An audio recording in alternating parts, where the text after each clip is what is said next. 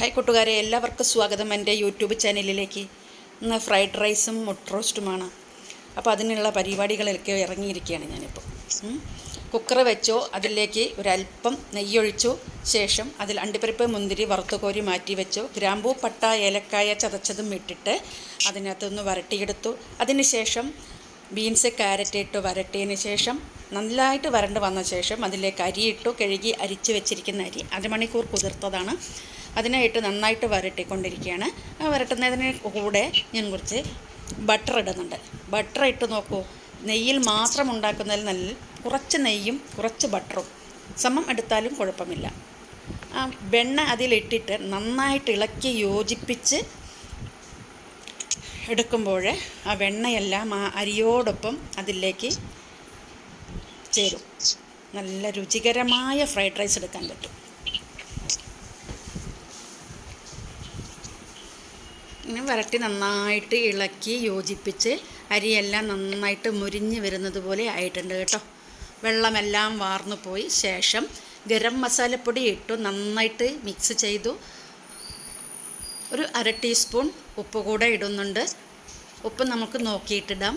വെള്ളം ഒഴിക്കുന്ന സമയത്ത് വേണമെങ്കിൽ ഒരു അര ടീസ്പൂൺ കൂടെ ഇടാം.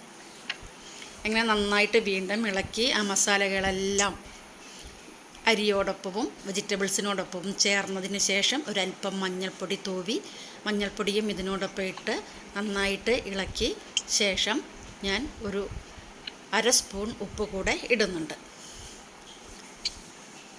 ഉപ്പിട്ടു. ഒരു ഗ്ലാസ് വെള്ളമാണ് ഞാൻ ഒഴിക്കുന്നത്. ആ ഒരു ഗ്ലാസ് വെള്ളം ഒഴിച്ച് നന്നായിട്ട് ഇളക്കി യോജിപ്പിച്ച് അടച്ച് വെച്ച് വേവിക്കുകയാണ്. വെള്ളം കളയാറില്ല. അത് ദം ബിരിയാണി പോലെ വരും.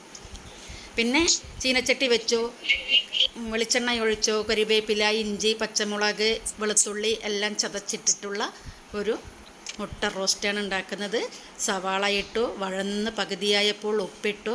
മല്ലിപ്പൊടി, മുളക് പൊടി, മഞ്ഞൾപ്പൊടി, ഗരം മസാലപ്പൊടി എല്ലാം കൂടെ ചേർത്തതിന് ശേഷം നന്നായി അടച്ചു വെച്ചു. ഡ്രൈ ആയി വന്നപ്പോൾ അതിലേക്ക് മുട്ടയും പൊളിച്ച് വെച്ചിട്ട് ഒരു തക്കാളി അരച്ച് ചേർത്തിട്ടുണ്ട്.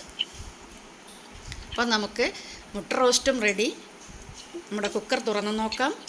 നമ്മുടെ ഫ്രൈഡ് റൈസും റെഡിയാണ്. നല്ല രുചികരമായ ഫ്രൈഡ് റൈസും മുട്ട റോസ്റ്റും എത്ര എളുപ്പത്തിൽ ഉണ്ടാക്കാമെന്നോ. അതിനുശേഷം അണ്ടിപ്പരിപ്പ് മുന്തിരി വറുത്ത് വെച്ചതെല്ലാം ഇതിൻ്റെ മേലെ ഒന്ന് അലങ്കരിച്ച് വെച്ചിട്ടുണ്ട്. അപ്പോൾ എല്ലാവർക്കും വരാം, കുറേശ്ശെ കോരിത്തരാം.